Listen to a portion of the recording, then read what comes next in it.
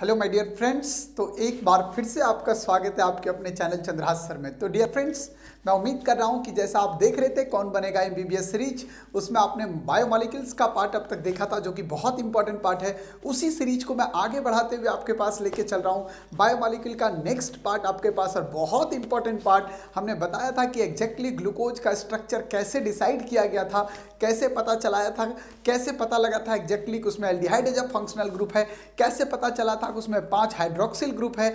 ये सारी बातें हमने जो है वो पिछले लेक्चर के अंदर डिस्कस किया था। आज डिस्कस करने वाले हैं कि एग्जैक्टली ग्लूकोज का स्ट्रक्चर साइक्लिक फॉर्म में कैसा होता है। लोगों को बहुत कंफ्यूजन होता है कि सर बता दो ना सर कैसे बनेगा साइक्लिक स्ट्रक्चर ऑफ ग्लूकोज। मैं आज आपको इस वीडियो के अंदर यही चीज़ समझाने के लिए आया हूं कि exactly cyclic structure of glucose बनेगा कैसे। तो आइए स्टार्ट करते हैं आज का वीडियो। लेकिन आप लोग देखने से पहले आप लोग उम्मीद करूंगा कि अपने प्रिपरेशन को जो है एकदम ज़बरदस्त तरीके से शुरू कर चुके होंगे, क्योंकि अब आपकी एनर्जी डबल हो चुकी होगी। जो बोर्ड एग्जाम लिखने वाले होंगे, जो करंट जो इस बार के अपेयरिंग स्टूडेंट्स होंगे, उनका बोर्ड का भी प्रिपरेशन साथ साथ में करा दे रहा हूँ नीट के साथ साथ। अरे भैया, इसके लिए आपको एक बार कमेंट बॉक्स में कमेंट करना है कि मेरा वीडियो आपको लास्ट तक देखने के बाद कैसा लगा। दोस्तों, एक बड़ी गजब की न्यूज़ आपके लिए लाया हूँ, एकदम खुशखबरी एकदम। अगर आप 2022 जेई मेंस और एडवांस दोनों की तैयारी करना चाहते हो, वो भी बेस्ट एडुकेटर के साथ, तो आपको जो है वो excellence for class 12th JEE mains और एडवांस बैच अनअकैडमी पे स्टार्ट होने जा रहा है 28 दिसंबर 2020 से, जो कि एंड होगा आपका अक्टूबर 2021 में। इसमें आपको इंडिया के टॉप एडुकेटर पढ़ाने वाले हैं यार, और रिवाइज भी कराएंगे। सबसे पहले अभी तो आपको 11th का सिलेबस और देन कंप्लीट करके 11th का सिलेबस जो है वो बेसिक से पढ़ाते हुए कंप्लीट करते हुए आपको जो है वो 12th का भी सिलेबस कराएंगे। और ये पूरा का पूरा सिलेबस आपका एंड हो जाएगा अगले साल 2021 के अक्टूबर तक। साथ ही साथ आपको बता दूं एक और फ़ायदा है, क्योंकि सिलेक्शन सिर्फ पढ़ने से नहीं होता, आपको इसमें स्ट्रैटेजी भी बताई जाएगी, टिप्स भी बताए जाएंगे, ट्रिक्स भी बताए जाएंगे, प्रैक्टिस के लिए क्वेश्चन मिलेगा, टाइम मैनेजमेंट जेई मेंस और एडवांस के लिए कैसे करना ये सब बताया जाएगा, और आपको फ्री में नोट्स भी मिलेगा। तो फटाफट ज्वाइन कर लो यार, ये तो बहुत मस्त बैच आपके लिए आ गया एकदम बिल्कुल। और आपको बता दूं कि आपको ज्वाइन कैसे करना है। आपको ज्वाइन करने के लिए अनअकैडमी का लर्निंग ऐप डाउनलोड कर लेना है, और वहाँ पे गेट सब्सक्रिप्शन में आपको रेफरल कोड मांगेगा। आप वहाँ जाओ और मेरा नाम यूज करो रेफरल कोड में, मेरा नाम बस CHANDRAHS। आपको फटाफट फटाफट जो भी सब्सक्रिप्शन का चार्ज होगा ना, उसमें 10% का फ्री का डिस्काउंट मेरे तरफ से ले जाओ लूट लो एकदम।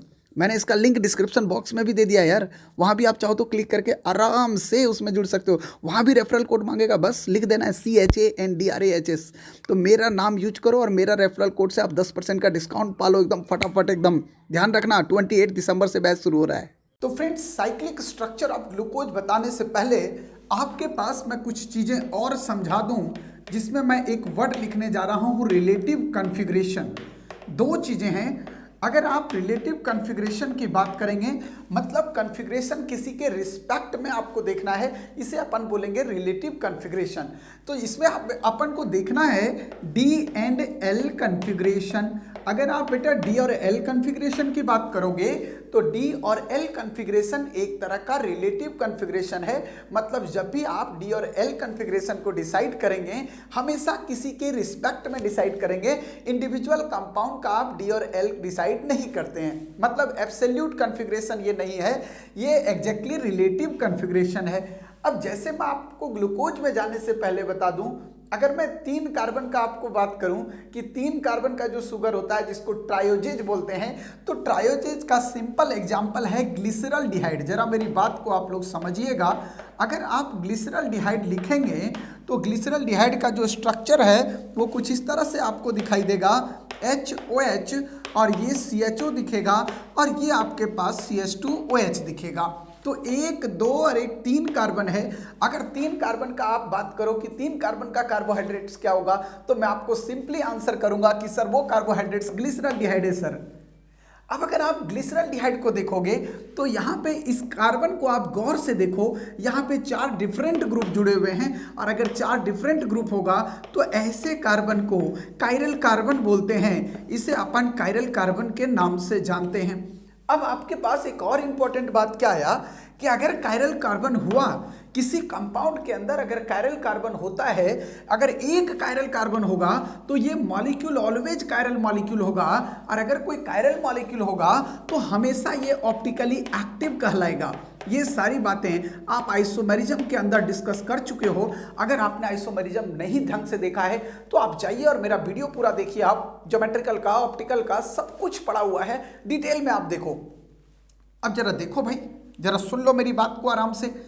यहाँ पे क्या दिखा, कायरल कार्बन है। अगर मैं यहाँ पे एक आईना लगा दूं, अगर मैं इसको आईना दिखा दूं, अगर ये आईना देखेगा तो बेचारे को अपना मुंह थोपड़ा जो है वो उल्टा दिखाई देगा। अरे भैया आईना देखते हो ना यार, आईना में थोपड़ा उल्टा दिखता है ना, समझ रहे हो मेरी बात, थोपड़ा उल्टा दिखेगा। हाँ, ऐसा नहीं कि कंपाउंड ही अलग दिखेगा, ऐसा नहीं होता।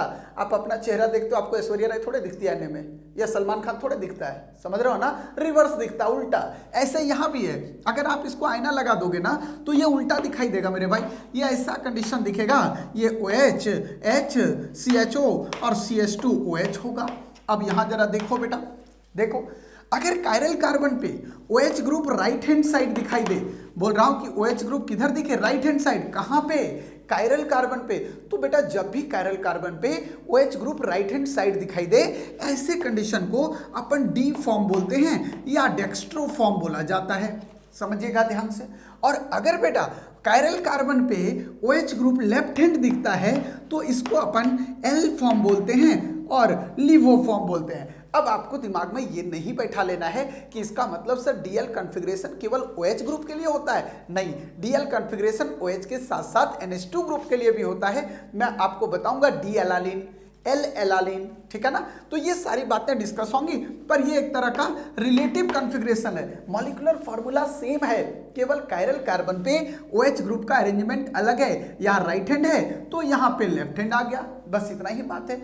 अब इस डेक्स्ट्रो रोटेटरी को प्लस फॉर्म भी लिखा जाता है, तो कहीं कहीं पे डी लिखेगा और प्लस लिखेगा, और लिवो रोटेटरी को ये लिखा जाता है माइनस फॉर्म। तो ये है आपके पास डी ग्लिसरॉल्डिहाइड, इसको अपन लिखने का तरीका ये तो डी लिखेगा या तो आपको लिखेगा ऐसा प्लस डी लिखे या लिखे प्लस ग्लिसरॉल्डिहाइड, ये हो जाएगा एल ग्लिसरॉल्डिहाइड, इस तरह का केस होगा। अब जरा एक बात समझो, क्या इसको उठा के एग्जैक्टली इस पे रखा जा सकता है क्या? अरे नहीं रखा जा सकता भाई, खुद सोचना यार, ये OH ग्रुप है, जरा खुद सोचो यार, खुद सोचो, ये OH ग्रुप क्या इस पे कंप्लीट फिट होगा क्या? नहीं होगा ना। इसका मतलब है कि इसका मिरर इमेज एक दूसरे पे कंप्लीट फिट नहीं हो रहा है, और अगर कंप्लीट फिट नहीं होगा तो ऐसे मिरर इमेज को बोला जाता है non super impossible mirror image. क्या बोलोगे? Non super impossible mirror image, non super impossible mirror image कहलाएगा। मेरे भाई आराम से सुनना, क्या बोल रहा हूं word, non super impossible mirror image. और जब भी दो सेम कंपाउंड हो, मॉलिक्यूलर फॉर्मूला सेम हो, उसमें एक कायरल कार्बन भी प्रेजेंट दिख रहा है, बोल रहा हूं अगर मॉलिक्यूलर फॉर्मूला सेम हो और भैया कायरल कार्बन भी प्रेजेंट हो और उनके मिरर इमेज अगर आपके नॉन सुपर इम्पॉसिबल हो, मतलब एक दूसरे पे कंप्लीट फिट ना हो, ए भैया ये है और ये है, ये देखो एक दूसरे पे कंप्लीट फिट हो गए, इसको अपन बोलते हैं सुपर इम्पॉसिबल। लेकिन अगर ये हुआ तो ये नॉन सुपर, कंप्लीट फिट नहीं हो रहे हैं, ये कहलाएगा नॉन सुपर इम्पॉसिबल। तो अगर दो सेम कंपाउंड हो, एक कायरल कार्बन प्रेजेंट हो और बोल रहा हूं क्या कंडीशन की mirror image non super impossible हो, तो भैया ऐसे कंपाउंड कहलाते हैं एक दूसरे के इनएंसियोमर। सो आप डी ग्लिसरॉल्डिहाइड और एल ग्लिसरॉल्डिहाइड एक दूसरे के इनएंसियोमर कहलाएंगे।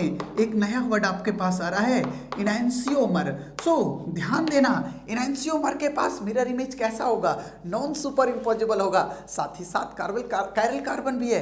तो अगर mirror image non super impossible हुआ तो ऑप्टिकली एक्टिव होगा। इसका मतलब ये है कि all D and L forms are optically active. इतना बात दिमाग में आ गया? ये तो बात कर रहे हैं कौन से कार्बोहाइड्रेट्स की? ग्लिसरॉल्डिहाइड की। अब इसी बेसिस पे ऐसा ही बिल्कुल कंडीशन आपके पास ग्लूकोज के अंदर भी लाया गया। ग्लूकोज भी जो है वो दो फॉर्म में है, एक डी ग्लूकोज और एक एल ग्लूकोज। हालांकि नेचर में most abundant form of glucose is D glucose और most rarest form of glucose is L glucose. बहुत आसानी से आपको बात समझ में आ जाएगी। अब सुनो ध्यान से, बात है सर डी ग्लूकोज कैसे पता चलेगा? इधर जरा ध्यान दो, इधर ध्यान दो, यहां पे नंबरिंग करो आप, 1 2 3 दिख रहा है 3, मतलब ये लास्ट कायरल कार्बन, ये लास्ट कार्बन है, और लास्ट कार्बन के जस्ट पहले वाले कार्बन पे जो कैरल कार्बन होगा, लास्ट कार्बन के जस्ट पहले वाले पे जो कैरल कार्बन होगा, उसी से डिसाइड करेंगे डी और एल फॉर्म कि लास्ट वाले कार्बन के जस्ट पहले वाले कैरल कार्बन पे OH ग्रुप राइट हैंड है या लेफ्ट हैंड है। अगर राइट हुआ तो डी फॉर्म हुआ, लेफ्ट हुआ तो एल फॉर्म हुआ। बहुत सिंपल बात, बहुत सिंपल बात। आ गया बात समझ में? अगर आपको बात मेरी समझ में आ गई है मेरे भाई, तो आप बात कर लेते हैं ना ग्लूकोज की, क्योंकि अपन बात ही कर रहे हैं ग्लूकोज की। चलो सर लिखो ग्लूकोज। लिखा भाई ग्लूकोज C6H12O6, मैंने लिख डाला, लिख डाला। अब सुनो, आपको स्ट्रक्चर बनाना कैसे था मैंने बताया था कि कुछ करना नहीं है, 6 कार्बन लगाना है, पहले पे एल्डिहाइड लगा देना है और सब पे H और OH जोड़ देना है, केवल थर्ड नंबर पे लेफ्ट हैंड रखना है और रिमेनिंग पे आपको राइट हैंड रखना है। इसके अलावा आपको कुछ भी नहीं सोचना है।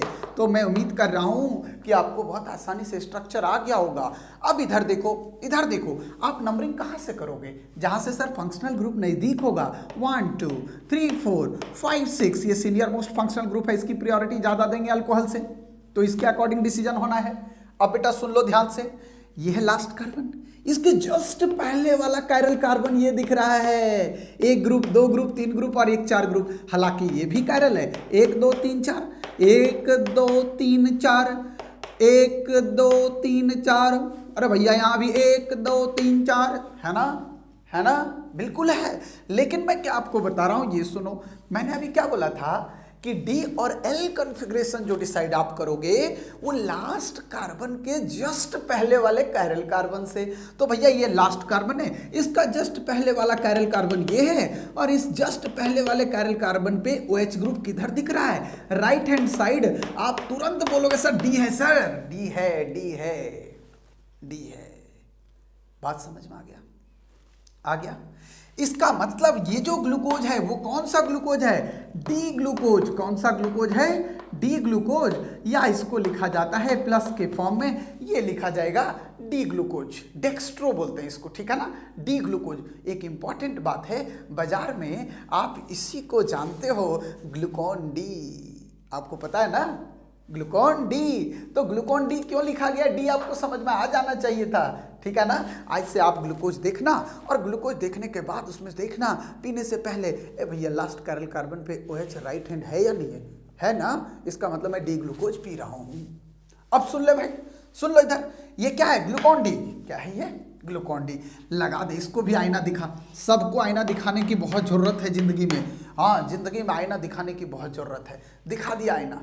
फिर से वही बात आई, सर ऐश्वर्या राय थोड़ी दिखेगी, यही तो उल्टा दिखेगा। दिखा देना यार, दिखा दे, दिखा दे। 6 कार्बन लिख डाल, 3 4 5 6 लिख दिया।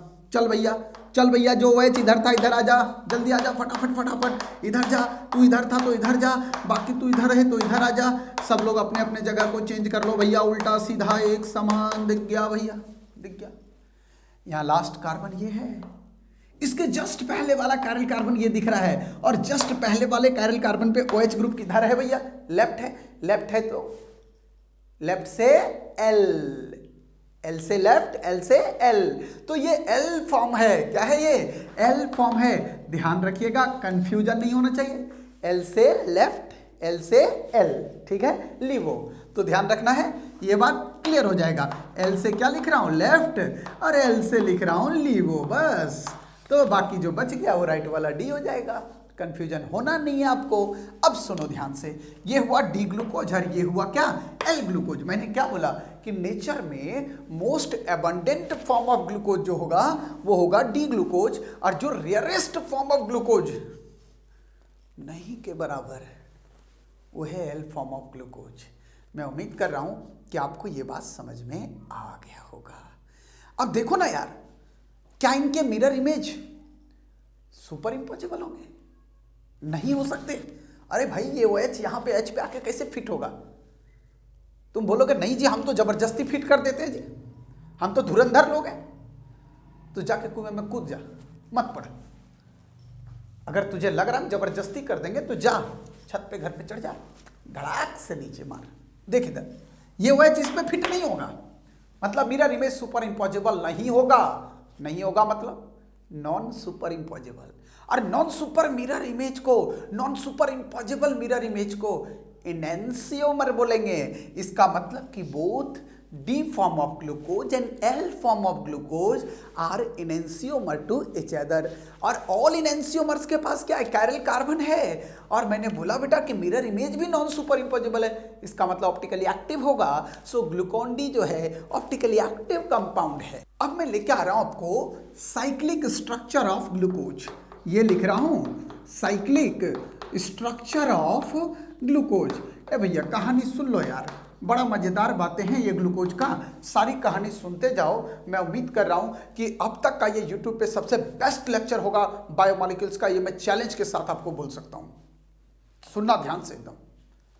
अगर अभी तक आप लोगों ने नोटबुक में नोट करना शुरू नहीं किया है तो आप बेवकूफ़ बिल्कुल नहीं हैं, क्योंकि आप महाबेवकूफ़ हैं। इसलिए एकदम आपको तुरंत लिखना है, समय नहीं बर्बाद करना है यार, समय नहीं बर्बाद करना है। साइक्लिक स्ट्रक्चर ऑफ ग्लूकोज मेरे भाई देखना ध्यान से।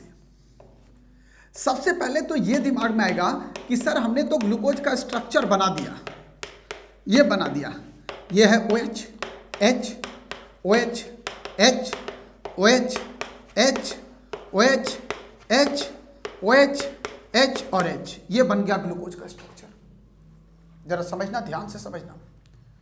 सबसे पहले साइक्लिक स्ट्रक्चर बनाने से पहले मैं आपसे एक बात करूंगा कि आखिर दिमाग में ये उपज आई कहां से। भाई जब हमें पता था कि ये स्ट्रक्चर बन रहा है तो अपने को साइक्लिक स्ट्रक्चर बनाने का कैसे सोचा, दिमाग में आई कहां। माइंड तो खुराफात है, कुछ भी आ सकता है मेरे भाई, खुराफात माइंड है। आपका भी माइंड बहुत खुराफात है, आपको भी पता है, कुछ भी आ सकता है। हाँ, पढ़ते पढ़ते अचानक याद आता है, वो कहाँ होगी आपको भी पता है, आता है ना अचानक याद, तो खुराफात माइंड है ना। वैसे लोगों के माइंड में भी खुराफाती चल रहा था मेरे भाई। बोला कि यार अगर ये कार्बोहाइड्रेट्स का स्ट्रक्चर, ग्लूकोज का स्ट्रक्चर पता है तो फिर साइक्लिक की बात कहां से आ रही है सोचना। उठा पटक करना शुरू किया। क्या करना शुरू किया? उठा पटक। अरे मेरे भाई इसने क्या किया, देखा इसको NaHSO3 सोडियम बाइसल्फाइड में डाला, इसके बेस में डाला।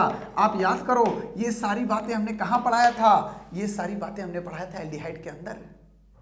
याद करो कि एल्डिहाइड क्या देता है, न्यूक्लियोफिलिक सब्स्टिट्यूशन रिएक्शन देता है। और अगर न्यूक्लियोफिलिक सब्स्टिट्यूशन रिएक्शन देता तो जरा समझना ध्यान से, ये Na+ और HSO3- में टूटता, रुकना रुकना रुकना, और फर्दर ये HSO3- H+ और SO3 2- में टूटता, और this SO3 2- act as a nucleophile.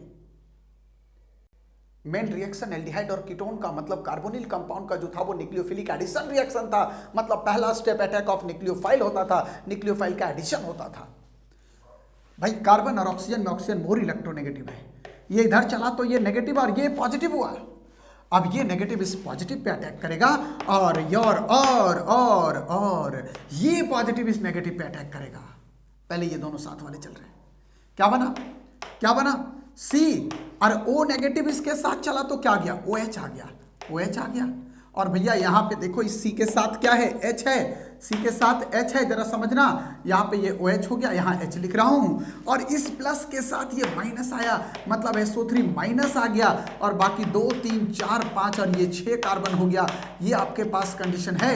अब जरा मेरी बात समझना, इस माइनस को भी प्लस कौन देगा, Na देगा, मतलब ये कंपाउंड होगा एग्जैक्टली। अगर आपको एल्डिहाइड कीटोन चैप्टर पढ़ा हुआ है तो जब एल्डिहाइड या कीटोन में जब NaHSO3 जुड़ता था तो इस तरह का रिएक्शन होता था। लेकिन माइंड तो खुराफात है ना। लोगों ने क्या किया, ग्लूकोज में इसको डाला और डालने के बाद देखता है कि ये भैया रिएक्शन ही नहीं शो कर रहा है यार।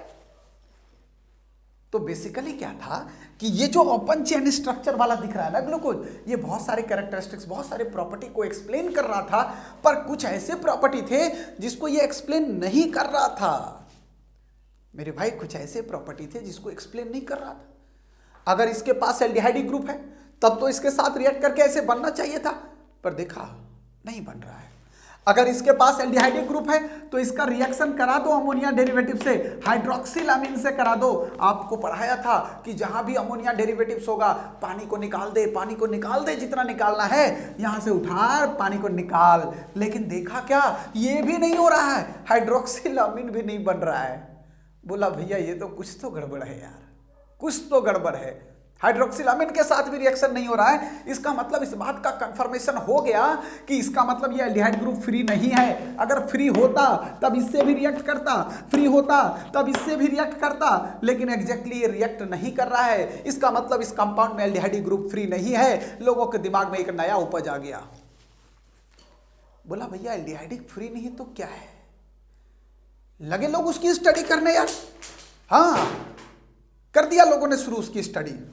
कोई बात नहीं, लोग सोचने लगे कि भैया जब एल्डिहाइड ग्रुप नहीं है तो है क्या, और तब लोगों ने उसके स्ट्रक्चर को और तोड़ना निचोड़ना देखा। तब थोड़ा देर बाद पता चला, बहुत लंबी स्टडी हुई इस पे, और फिर पता चला इस पे क्या कि भैया इसका मतलब ग्लूकोज जो है ना वो स्टेबल फॉर्म में साइक्लिक स्ट्रक्चर के रूप में एग्जिस्ट कर रहा है। और तब लोगों ने बोला ओहो, इसका मतलब इसका साइक्लिक स्ट्रक्चर देखना पड़ेगा। और वहीं से दिमाग में उपज आ गई किसकी, साइक्लिक स्ट्रक्चर ऑफ ग्लूकोज का। अब कैसे बनेगा साइक्लिक स्ट्रक्चर ऑफ ग्लूकोज, आ जाओ देखते हैं आराम से। बहुत सिंपल है यार, बहुत सिंपल। आपको पहले ग्लूकोज का स्ट्रक्चर बना देना है। 1 कार्बन, 2 3 4 5 6, ये हुआ OH H OH H OH H OH H H H O H। चलो भैया बन गया ग्लूकोज। क्या बनाना है, साइक्लिक स्ट्रक्चर बनाना है। क्या, साइक्लिक स्ट्रक्चर बनाना है मेरे भाई। जरा समझना, ध्यान से समझना क्या होगा, कैसे बनेगा। ये कार्बन और ऑक्सीजन में ऑक्सीजन मोर इलेक्ट्रोनेगेटिव है। क्या है, मोर इलेक्ट्रोनेगेटिव है। मोर इलेक्ट्रोनेगेटिव होगा तो ये नेगेटिव और ये पॉजिटिव। मेरे भाई ध्यान दो, ध्यान दो, ध्यान दो। एल्डिहाइड और कीटोन का मेन रिएक्शन क्या है, न्यूक्लियोफिलिक एडिशन रिएक्शन। तो बेसिकली यहां क्या होगा, यहां पे जो लास्ट कायरल कार्बन है, मैंने बोला था डी और एल नोमेनक्लेचर किससे डिसाइड हो रहा था, लास्ट कायरल कार्बन मतलब इससे जस्ट पहले वाले, जो लास्ट कार्बन है उसके जस्ट पहले वाला कायरल कार्बन। या बोल सकते हो कि 1 2 3 4 5 मतलब लास्ट कायरल कार्बन। ये कायरल नहीं है, लास्ट कायरल, समझ रहे हो। तो बेसिकली क्या बेटा, देखा क्या गया कि एग्जैक्टली ये क्या हो रहा है, ये है एल्डिहाइड ग्रुप। और एल्डिहाइड ग्रुप का मेन रिएक्शन है न्यूक्लियोफिलिक एडिशन रिएक्शन। मतलब पहले न्यूक्लियोफाइल ऐड करेगा और भैया यहाँ पे इजिली अंदर ही अंदर इसके पास अपना न्यूक्लियोफाइल है। लॉन पेयर कंटेनिंग ग्रुप और negative charge species act as a nucleophile. ये ऑलवेज न्यूक्लियोफाइल की तरह बिहेव करेगा। ये अपना इलेक्ट्रॉन इसको डोनेट करेगा, और अगर ये डोनेट करेगा तो यहाँ जो H+ निकलेगा ये H+ के साथ जाएगा, और इस तरह का कंडीशन आपके पास बनेगा। ये कार्बन है, H इस पे गया, यहाँ पे OH बना, इस कार्बन के साथ H है, और 2 कार्बन 3 कार्बन 4 कार्बन 5 कार्बन और 6 कार्बन है। आप जरा गौर से देखो, 1 2 3 4 5 6, 1 और 5 कार्बन के बीच में कौन बीच में आ गया, ऑक्सीजन आ गया। यहाँ पे इसके बीच में 1 और 5 के बीच में ऑक्सीजन का ब्रिज बनता हुआ दिखाई दे रहा है आपको। जरा गौर देखना, 2 नंबर एज यूजुअल है H और OH, 3 नंबर एज यूजुअल है H और OH, 4 नंबर एज यूजुअल है H और OH, 5 नंबर एज यूजुअल है, यहाँ पे H दिख रहा है और इधर ऑक्सीजन का ब्रिज बना, और 6 नंबर पे HHOH है, HHOH है। यहाँ से डिसाइड हुआ कि भैया इस तरह से कुछ साइक्लिक स्ट्रक्चर लग रहा है, बन रहा है, बन रहा है, डिसाइड हो रहा था। यहाँ से समझना, ध्यान से समझना, ध्यान से समझना। 1 carbon, 2 carbon, 3 carbon, 4 carbon, 5 carbon और 1 ऑक्सीजन का रिंग है। मतलब 5 और 1 6 एटम है, और 6 एटम अगर होंगे तो बिल्कुल वो बेंजीन की तरह दिखाई देंगे, एक साथ दिखेगा। ये 6 एटम है, आप देखना जरा गौर से देखना, ये 6 एटम है। एक यहाँ पे ऑक्सीजन आ गया, यहाँ पे कार्बन आ गया, यहाँ पे कार्बन है, यहाँ पे कार्बन और ये कार्बन है। 1 2 3 4 5, 1 और 5 के बीच में ऑक्सीजन है, 1 और 5 के बीच में ऑक्सीजन है। और 5th कार्बन पे कौन है रिंग से बाहर, ये तो रिंग हो गया, ये रिंग हो गया, और रिंग से बाहर CH2OH दिख रहा है, रिंग से बाहर CH2OH दिख रहा है। पहले मैंने इसका खोपड़ा तैयार कर लिया, स्केलेटन तैयार कर लिया। अरे भैया खोपड़ा तैयार हो गया तब सब कुछ फिट कर देंगे ना यार, देखना कैसे फिट करेंगे। देखो जरा ध्यान दो, कार्बन नंबर 1 पे H और OH है, लिख दे भाई ये H और OH है कार्बन नंबर 1 पे, कोई दिक्कत नहीं है। बोलो जी, कार्बन नंबर 1 पे कौन है? H और OH है। कार्बन नंबर 2 पे भी H और OH है, कार्बन नंबर 3 पे भी H और OH है।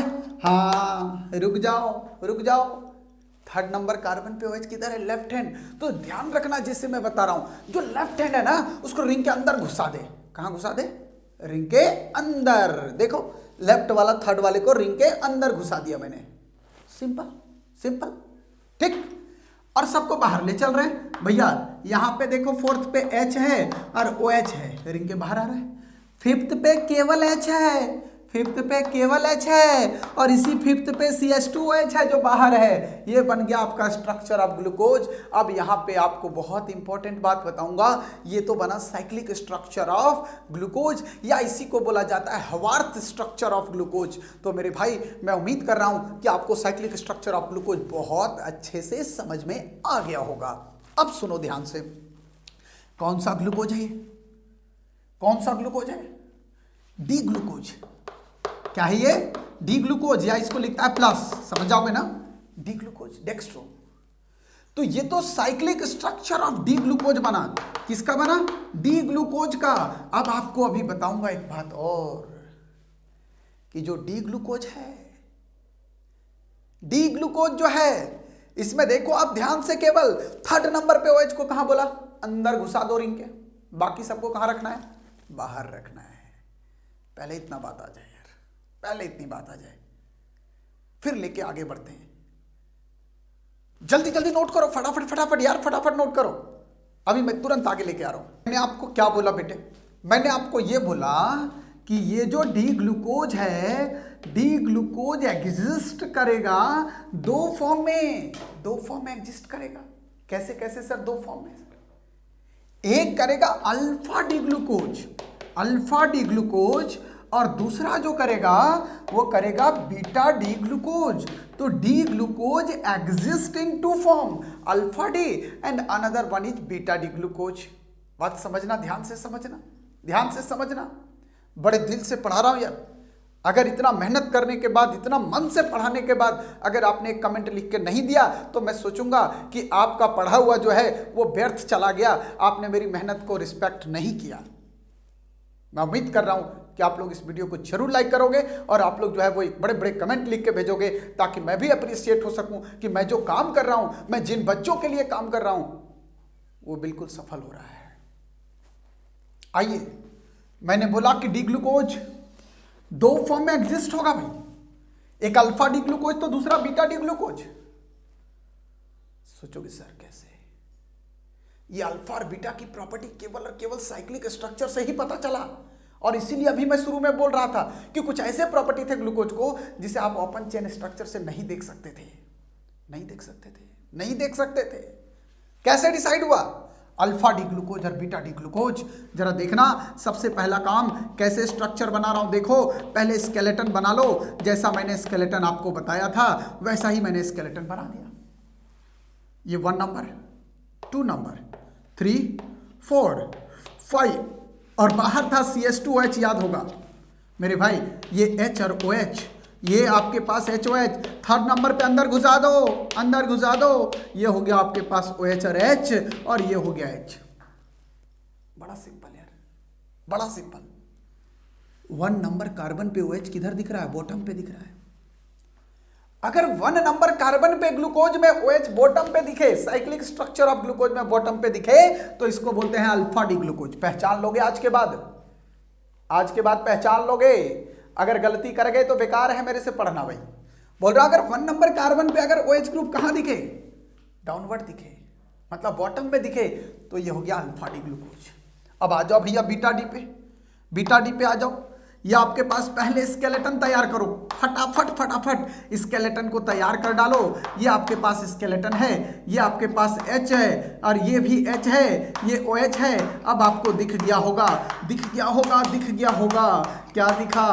कि sir sir sir sir 1 number पे यहाँ पे OH कहाँ दिख रहा है? टॉप में दिख रहा है। और अगर 1 नंबर पे OH ग्रुप टॉप में दिखेगा तो उसे अपन बोलेंगे बीटा डी ग्लूकोज। तो ये है दोनों अल्फा और बीटा डी में डिफरेंस, बहुत बड़ा डिफरेंस। अल्फा डी ग्लूकोज में क्या बोला? कि at carbon number 1 OH group present कहां पे, बॉटम में, और भैया बीटा डी ग्लूकोज में at carbon number 1 OH group कहां प्रेजेंट है, टॉप पे, टॉप पे, टॉप पे ले जाओ एकदम। आया? अरे आया कि नहीं आया बोलना यार, आ गया? अब ठीक है, जरा सुन डालो, सुन डालो, एकदम जबरदस्त कर दूंगा बायोमॉलिक्यूल तुम लोग का। जो मिथ लोगों ने बना रखा है ना कि रटना है इसको बायोमॉलिक्यूल को, बायोलॉजी वाले बच्चों बायो में भी काम आएगा, 2 in 1 है, 20 30 40 50 बार देख लो। देखो इधर, देखो इधर, ध्यान दो, ध्यान दो। ये हो गया आपके पास क्या, अल्फा डी ग्लूकोज, और एक हो गया बीटा डी ग्लूकोज। पूरे जोश खरोश से पढ़ा रहा हूं, मिडनाइट है, हाँ 11:15 बज चुका है लगभग, नींद आ जाए इससे पहले पूरे जोश के साथ पढ़ाऊंगा तुम्हें, नींद आने नहीं दूंगा। देखना, यह आपके पास अल्फा डी ग्लूकोज और यह है beta D glucose. Alpha D glucose पे कार्बन नंबर 1 पे OH ग्रुप बॉटम पे, बीटा डी ग्लूकोज पे कार्बन नंबर 1 पे OH ग्रुप टॉप पे है। अब एक बात और बता रहा हूं, चाहे अल्फा डी ग्लूकोज हो चाहे बीटा डी, किससे बना हुआ है, डी ग्लूकोज से। मेरे भाई थोड़ा सा सुन लो यार, ये लिख रहा हूं डी ग्लूकोज, क्या लिख रहा हूं, डी ग्लूकोज। इसका क्रिस्टलाइजेशन करेंगे, क्या करना है, क्रिस्टलाइजेशन, एक वर्ड सुना हुआ होगा भाई, क्रिस्टलाइजेशन। जरा सुनना ध्यान से, मैं क्या बोल रहा हूं, बोल रहा हूं कंडीशन कि कंसंट्रेटेड लेना है आपको, कंसंट्रेटेड सॉल्यूशन लेना है, किसका बेटा, ये कंसंट्रेटेड सॉल्यूशन डी ग्लूकोज का लेंगे और इसका क्रिस्टलाइजेशन करेंगे, और वो भी 330 केल्विन पे। तो ये जो कंपाउंड बनेगा ये ग्लूकोज का, ये कहलाएगा अल्फा डी ग्लूकोज। तो अल्फा डी ग्लूकोज कैसे बनता है ये भी समझ लो। क्या बोला मैंने, डी ग्लूकोज लेंगे, इसका कंसंट्रेटेड सॉल्यूशन बनाएंगे और 303 केल्विन पे क्रिस्टलाइज करेंगे, तो जो स्ट्रक्चर दिखेगा वो अल्फा डी ग्लूकोज दिखेगा। और आपको बताना चाहूंगा कि अगर आप अल्फा डी ग्लूकोज की बात करें और इसका मेल्टिंग पॉइंट अगर देखें, तो यहाँ पे जो यहाँ लिखता हूं, चलो 419 केल्विन इसका मेल्टिंग पॉइंट होता है, ये इसका मेल्टिंग पॉइंट है। अब आइए, ये किसकी बात हो रही थी, अल्फा डी ग्लूकोज की। अगर मैं बीटा डी ग्लूकोज की बात करूं, बीटा डी ग्लूकोज की बात करूं तो कहानी थोड़ा सा चेंज होगा मेरे दोस्त। बीटा डी ग्लूकोज है, यहां पे क्या करेंगे जरा समझना ध्यान से, यहां पे क्रिस्टलाइन फॉर्म ले, क्रिस्टलाइजेशन करना है, किसका, लिख रहा हूं hot and saturated, hot and saturated aqueous solution लेंगे, ग्लूकोज का एक्वस सॉल्यूशन लेंगे और इसको क्रिस्टलाइज करेंगे 371 केल्विन टेम्परेचर पे। कितने पे, 371 केल्विन टेम्परेचर पे। तो जो रिजल्टिंग स्ट्रक्चर बनेगा वो स्ट्रक्चर आपको बीटा डी ग्लूकोज दिखेगा। आपको जरूर पता होना चाहिए, ये बात जरूर पता होना चाहिए कि अल्फा डी ग्लूकोज और बीटा डी ग्लूकोज कैसे बना रहा हूं। अल्फा डी ग्लूकोज के लिए क्या बोला कि अल्फा डी ग्लूकोज है सर, इसका कंसंट्रेटेड सॉल्यूशन डी ग्लूकोज का लेंगे और उसको क्रिस्टलाइज कराएंगे 303 पे, जो स्ट्रक्चर बनेगा वो अल्फा डी ग्लूकोज होगा। दूसरा बोल रहा हूं कि hot and saturated aqueous solution हमने लिया ग्लूकोज का, hot and saturated aqueous solution glucose का लिया और उसको 371 डिग्री पे अगर क्रिस्टलाइन कराया तो जो रिजल्टिंग सॉल्यूशन बना वो बीटा डी ग्लूकोज है। मेरे भाई ये दिमाग में रख ले दिमाग में ये। अब जरा सुनो, ध्यान देना, टेम्परेचर का गेम है, जरा देखना आगे क्या बोलने जा रहा हूं। मैंने क्या बोला, दोनों के मॉलिक्यूलर फार्मूला सेम है, दोनों डी ग्लूकोज है, दोनों के मॉलिक्यूलर फार्मूला सेम है, दोनों के कॉन्फ़िगरेशन डिफर कर रहे हैं। कहां पे, कार्बन नंबर 1 पे, कार्बन नंबर 1 पे एक बॉटम दिखा रहा है तो एक कहां दिखा रहा है, टॉप दिखा रहा है मेरे भाई। So same molecular formula but differ in their configuration only and only, क्या बोल रहा हूं, differ in their configuration only and only at carbon number 1।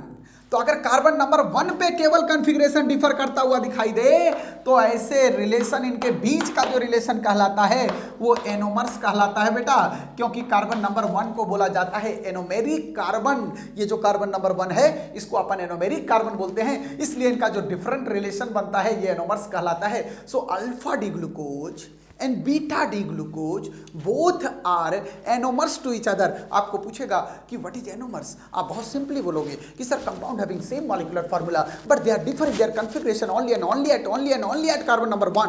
दिमाग में फिट कर लो, क्या बोला, समझ में आया? Compound having same molecular formula but they are differ in their configuration only at carbon number 1 carbon number 1 carbon number 1 carbon number 1। बस, that's all, finish। उम्मीद कर रहा हूं बहुत अच्छे से आप लोग एनोमेरिक समझ गए होंगे, एनोमर्स समझ में आया होगा, एनोमर्स समझ में आ गया बहुत अच्छे से, हाँ आ गया। ये था आपके पास साइक्लिक स्ट्रक्चर ऑफ ग्लूकोज और साइक्लिक स्ट्रक्चर ऑफ, अब देखो भाई, देखो इधर ध्यान से, अभी आपने दो कंडीशन बोला कि सर अल्फा डी ग्लूकोज है सर और बीटा डी ग्लूकोज है सर, बीटा डी ग्लूकोज है। आपकी बात माना मैंने, एकदम फटाफट स्केलेटन ड्रॉ कर रहा हूं, फटाफट स्केलेटन ड्रॉ कर रहा हूं। HOH दिमाग में घुस गया होगा, OH और ये H और ये CH2H। आपने देखा मैं कैसे स्ट्रक्चर लिखता हूं, पहले स्केलेटन ड्रॉ करता हूं, पहले स्केलेटन ड्रॉ करता हूं और उसके बाद स्ट्रक्चर की तरफ चलता हूं। यहां भी देखो, पहले खोपड़ा तैयार कर, खोपड़ा तैयार कर, ये हो गया आपके पास खोपड़ा तैयार। अब लगा दे HOH, नहीं लगाना, बीटा की बात कर रहे हैं, टॉप पे लेके चलेंगे भाई। ये HOH है, थर्ड में अंदर घुसा दे, घुसा दिया, ये H है, ये H है और ये CH2H है। बस बस बेटे, ये एक कार्बन ऐसा है ना, ऐसा है, ऐसा है, A है और ये CH2H है। अगर आप रिंग की बात करते हो तो ये हेट्रोसाइक्लिक रिंग है, कार्बन के अलावा ऑक्सीजन एटम भी है। ऐसा हेट्रोसाइक्लिक रिंग जिसमें 5 कार्बन और 1 ऑक्सीजन हो, जिसमें 5 कार्बन और 1 ऑक्सीजन हो। जरा सुनना ध्यान से, ये होता है, इसको पाइरेन बोलते हैं। ये 5 कार्बन है और 1 ऑक्सीजन है और इसी से मिलता हुआ रिंग ये भी है 5 कार्बन 1 ऑक्सीजन का, इसलिए इसको पायरानोज बोला जाता है। यूपीएससी में पायरानोज बोलते हैं। और इस स्ट्रक्चर जो हम लोग अभी ग्लूकोज का ये बना रहे थे, इसको ग्लूकोपायरानोज बोला जाता है। क्या बोलेंगे? ग्लूकोपायरानोज। और ये कौन सा ग्लूकोज है? डी ग्लूकोज है। डी का कौन सा फॉर्म है? अल्फा फॉर्म है, इसलिए इसको बोला जाता है अल्फा डी या प्लस। अल्फा डी लिख लो, या डी नहीं लिखते तो प्लस लिखते हैं, बात बता चुका हूं क्यों। अल्फा डी ग्लूकोपायरानोज बोला जाता है। तो आपको पूछेगा कि draw the Haworth structure of alpha D glucopyranose, अगर बोर्ड में तो ऐसा लिखोगे। और अगर नीट में आपको पूछेगा भैया कि ये दोनों में कैसा रिलेशन होगा, तो आंसर होगा एनोमर्स होंगे एक दूसरे के। अब आ जाओ भाई, यहां भी सेम 5 कार्बन है सर, 1 ऑक्सीजन है। यहां भी सर पायरानोज होगा सर, बिल्कुल होगा सर। और यहां पे बेटा क्या है? ये भी ग्लूकोज है, तो ये ग्लूकोपायरानोज होगा सर, बिल्कुल होगा सर। बट अल्फा नहीं है, बीटा डी है ये। और बीटा डी अगर होगा बेटा तो याद करो, और डेक्स्ट्रो है तब तो प्लस लिखना ही लिखना है। तो ये बीटा डी ग्लूकोपायरानोज है और ये अल्फा डी ग्लूकोपायरानोज। तो मैं उम्मीद कर रहा हूं बच्चों, ये ओवरऑल स्ट्रक्चर जो आपको मैंने बताया साइक्लिक स्ट्रक्चर का, कैसे डेवलप हुआ साइक्लिक स्ट्रक्चर, किस तरह से हम लोग बनाएंगे ग्लूकोज का साइक्लिक स्ट्रक्चर, और कैसे इसके 2 फॉर्म एग्जिस्ट करेंगे, अल्फा और बीटा फॉर्म, ये आपको बहुत अच्छे से समझ में आया होगा। और बहुत अच्छे से समझ में आया होगा तो आप लोग मेरे नेक्स्ट वीडियो का इंतजार कीजिएगा। तब तक के लिए bye bye, bye bye, bye bye, take care.